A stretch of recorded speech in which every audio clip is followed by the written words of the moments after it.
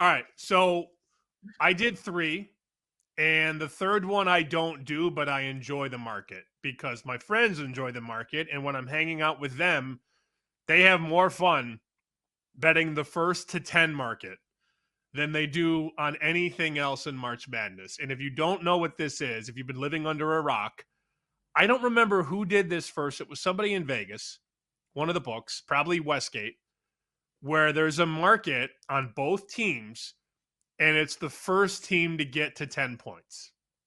So if you are sitting on 8 and your team hits a 3 and it's 11-7, you win. It's a nice way to bet against some of the heavy hitters. If you don't want to bet the 116 matchup and lay 24 and a half points, we got you. You can bet which team will get to 10 first. And sometimes that 16 seed starts out pretty nice. The problem is the longer the game is, the more unlikely it is that a 16 seed wins a game. But people, not only do they fire on this, Joe, they parlay first to 10s together. I Oh my remember God. I'm in Vegas and my boy is like, he's in the fetal position, but he's still ramped up. Like he's laying on the couch, but he's on the edge of the couch, but he's still laying down. It's a very weird way to describe how he was sitting. I go, what's wrong? He's like, I need one more first to 10, and it's on that TV. I've already hit the first 5. I just need one more. He didn't get it. Oh, And then of course, the whole day he's talking about how he hit 5 out of 6 because that's what every parlay loser says. Oh, I only missed one. Did not win the bet, at least that 6-leg first to 10 parlay. But you get it out of the way right away. People love immediate results. People love to bet on the coin mhm. toss. People love to bet on first drive, points or not, first score, touchdown or field goal, first bucket, 2 or 3 or free throw.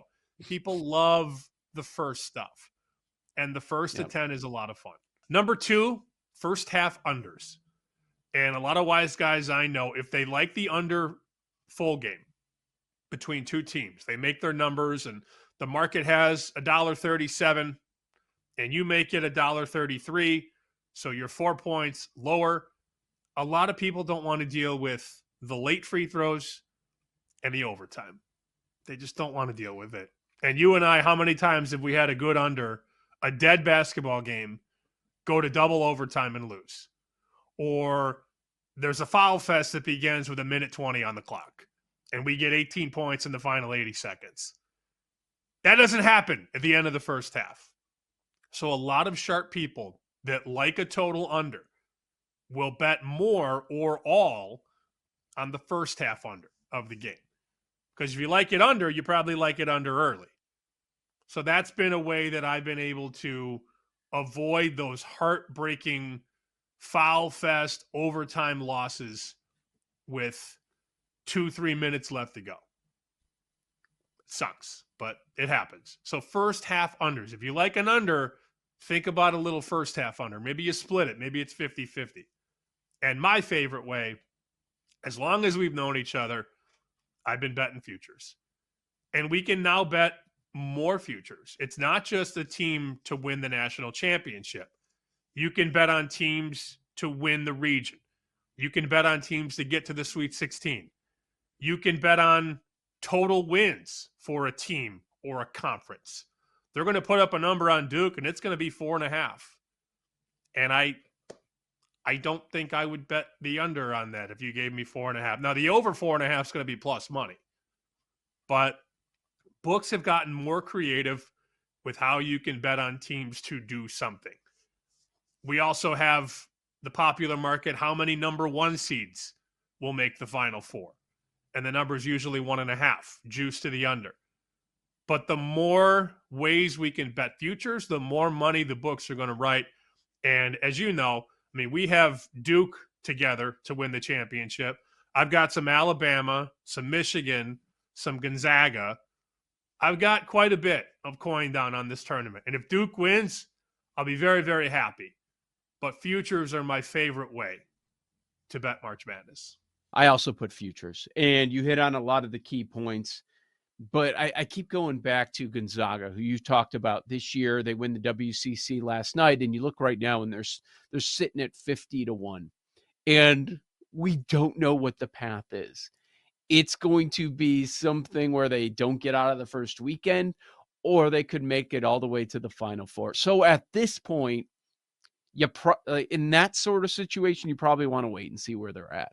Are they in the 8-9 with Duke waiting, or are they in the 7-10? And maybe they can take out Alabama as the 2.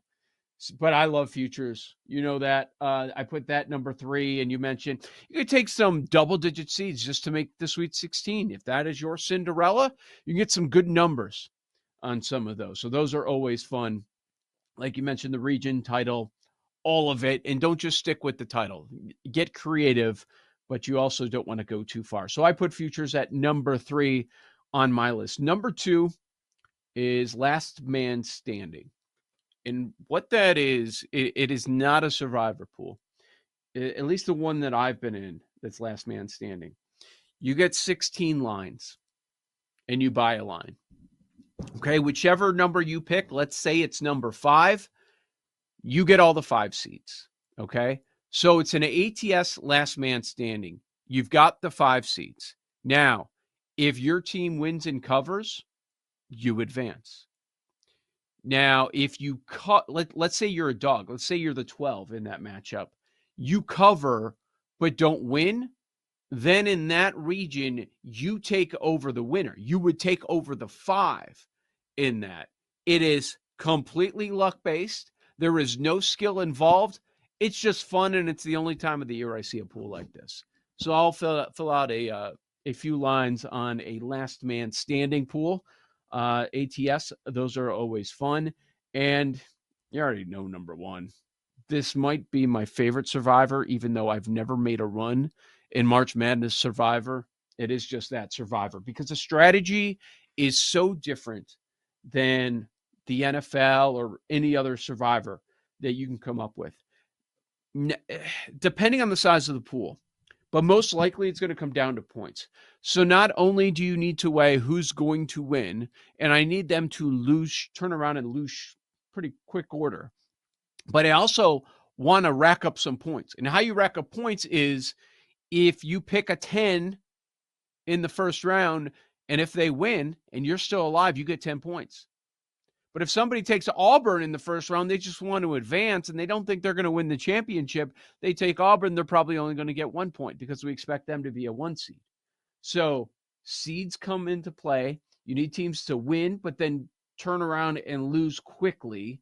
So a lot of times that 4 to 6 range is super popular. Then you'll get some double-digit seeds that are pretty popular as well. And the really hard part is once you get to the Final Four. Let's say you make a deep run, okay? Your best case scenario is you've only used one team to get to the Final Four. Then the other 3 are options. I see it all the time. People get there and they have nothing left. And then you end up being eliminated because you had a deep run in Survivor, but you end up with nothing left in the very end. And once you get to the Final Four, if it's a big pool, you need to play it out correctly. Who's going to win and then who's going to lose in the championship, and having that option available. So there's a lot of different levels to March Madness Survivor. That's why it's one of the fun pools for me. So I go number 3 futures, number 2 last man standing pools, and number 1 Survivor.